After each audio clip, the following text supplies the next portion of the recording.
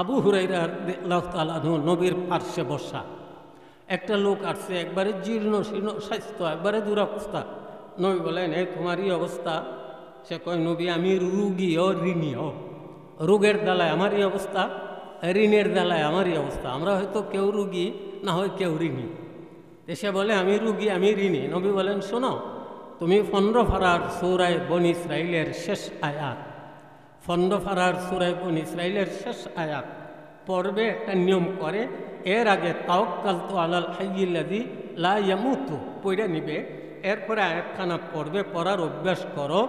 আমি নবী বলছি তোমার রোগও যাবে, স্বাস্থ্য ভালো। আমি নবী বলছি তোমার ঋণও যাবে, আল্লাহ তোমার ধনী সুখী বানিয়ে দিবেন। সে বড় খুশি হইল। নবী পড়া শুরু করলাম।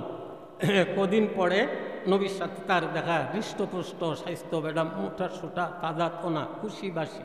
নবী বলেন, ওই দিন দেখলাম তুমি মরবে, আজকে এই অবস্থা। কই, নবী আপনার দেওয়া আমলের দ্বারা আমার রোগও গেছে, স্বাস্থ্য ভালো। নবী আপনার দেওয়া আমলের দ্বারা আমার ঋণও গেছে, আল্লাহ আমারে ধনী সুখী বানাই দিয়েছেন। আওয়াজ দিয়ে সবাই বলেন, আমল বাড়াইলে লাভ না খাস্তা। আরও দূরে বলেন। আমার এলাকার বহুত বড় মালদার হাজি সাহেব আমার সঙ্গে আমার মাদ্রাসার রুমে দেখা করলো। কয়, আপনি ডেইলি একটা লুকমা খাদ্য বাড়ান, স্বাস্থ্য বড় হবে। আমি বললাম, আপনি আমার ওয়াজ করছেন, দোয়া করুন আমি ডেইলি একটা আমল বাড়াবো, আমার আত্মা যেন সুস্থ হয়। আমি ওই দিন থেকে আমল বাড়ানো শুরু করছি। আপনারা আওয়াজ দিয়ে সবাই বলেন, আমল বাড়াইতা না কমাইতা? আমরা তো খালি কমে নাই, আমল চেহারায় আমল ধরা পড়ে। নেক মানুষের ললাট পরে দেবিদ্যবান নূরের জ্যোতি, রয়েন গোপন কাউর নিকট জাগ্রত যার অনুভূতি। চেহারাই প্রমাণ করে আমি কতটুকু আমল করছি, আমার কাছে কি আছে না আছে এর প্রমাণ আমার চেহারা। আল্লাহ তাআলা আমরা সকলকে যেন আমল বাড়ানোর তৌফিক দেন। সবাই আমিন বলে। আপনাদের কাছে কিন্তু আমল আছে, আমল বাড়ানোর আল্লাহ যেন তৌফিক দেন। সবাই আমিন বলেন। নবী তো হযরতে মুআয রাদিয়াল্লাহু তাআলা আনহুকে ইয়ামনের গভর্নর বানায় পাঠাইছিলেন, আর বলছিলেন, মুআয, আর তোমার সঙ্গে আমার দেখা হইতে পারে, নাও হইতে পারে।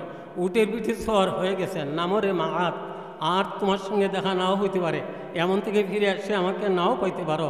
শুনবে মুআয, এমনভাবে তুমি আমল করবে, জিকির করবে, মালাকুল মউত ফিরিস্তা এসে যেন তোমাকে আমলে পায়। আল্লাহ আমরা সকলকে যেন আমলের তৌফিক দেন। সকলকে ধন্যবাদ দিয়ে, এই বয়সে আমরা লম্বা সময় কথা বলার বয়সও নাই, সময়ও নাই। সকলকে ধন্যবাদ। আবারও আমার প্রথম কথা, আল্লাহ তাআলা বাইদের এই বিরাট আয়োজন, আমাদের আশা পোশাক খোয়া শোনা আল্লাহ যেন কবুল করেন। সবাই আমিন বলেন। আরও জোরে আমিন বলেন।